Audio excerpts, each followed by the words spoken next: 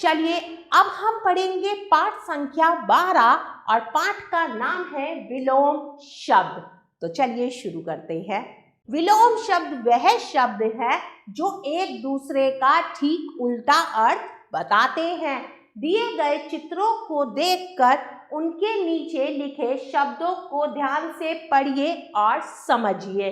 शांत, गुस्सा, हंसना, रोना। क्या? हंसना, रोना।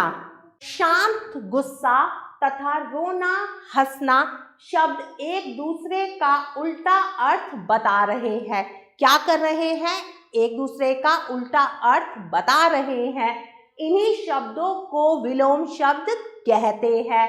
काला, सफेद, छोटा, बड़ा, मोटा, पतला, दिन, रात। क्या बताया मैंने आपको? दिन, रात, मोटा, पतला, काला, सफेद, छोटा, बड़ा, ज्यादा, कम, गरम, ठंडा। चलिए आगे बढ़ते हैं। नीचे दिए गए विलोम शब्दों को याद कीजिए। अब कुछ शब्द हैं और उनके विलोम दिए हुए हैं। हमें उन्हें पढ़ना है, समझना है और याद करना है। इधर, उधर, अपना, पराया, अमृत, विष, आदर, निरादर, अपमान, सम्मान, आना, जाना, आय, व्यय, ऊंचा, नीचा, गुण, अवगुण, आरंभ, अंत, अंदर, बाहर, अच्छा, बुरा, आगे, पीछे, अगला, पिछला, उतार, चढ़ाव, आदान, प्रदान, ऊपर, नीचे, धर्म, अधर्म। आगे के शब्द और उनके विलोम आप स्वयं पढ़ेंगे।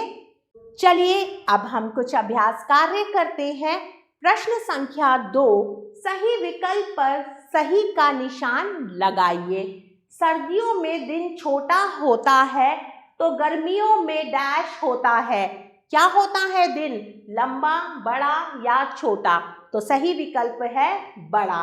गर्मियों में दिन गर्म होता है तो सर्दियों में डैश होता है। कैसा होता है? शुष्क, गीला या ठंडा? तो सही शब्द है ठंडा। रसगुल्ला मीठा होता है तो करेला डैश होता है। करेला कैसा होता है? कड़वा, फीका या खट्टा? तो सही शब्द है कड़वा। सड़क पर चलना आसान होता है लेकिन पहाड़ पर चढ़ना डैश होता है। और भी आसान, कठिन या थोड़ा कठिन? तो सही शब्द है कठिन। चलिए आगे बढ़ते हैं प्रश्न संख्या 3 की तरफ। शब्दों को उनके विलोम से मिलाइए। अब शब्दों को हमें क्या करना है? उनके विलोम से मिलाना है। तो चलिए करते हैं। राजा, राजा का विलोम होता है रंक। दयालु, दयालु का विलोम होता है निर्दयी। सरल, सरल का है जटिल। आजादी, गुलामी। आकाश, पाताल। अंधकार, प्रकाश। आगे बढ़ते हैं प्रश्न संख्या 4 की तरफ। निम्नलिखित शब्दों के विलोम लिखिए।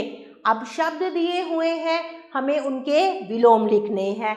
शब्द है नया, नया का क्या होता है? पुराना। महंगा, सस्ता। लाभ, हानि। बाकी के शब्दों के विलोम आप स्वयं लिखेंगे। मेरे प्यारे बच्चों, आशा करती हूँ आपको यह पाठ अच्छे से समझ आया होगा। हम पुनः फिर मिलेंगे एक नए पाठ के साथ।